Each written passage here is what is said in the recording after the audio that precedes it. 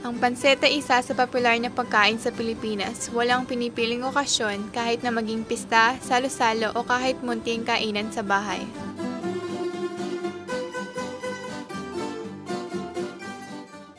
Isang buong bawang na binalatan at tinadtad. Isang buong sibuyas na binalatan at tinadtad. Isang kapat na ginayat na karne. Isang kapat na ginayat na manok. Isang kapat na ginayat na kikiam. 2 piraso ng karot na ginayat. Isang kapat na ginayat na repolyo. Isang buong siling pula na ginayat. Isang kapat na taling kinsay na ginayat. Isang kutsarang paminta. 6 na kutsarang toyo. Isang kutsaritang betchin. Isang pakete ng pansit bihon.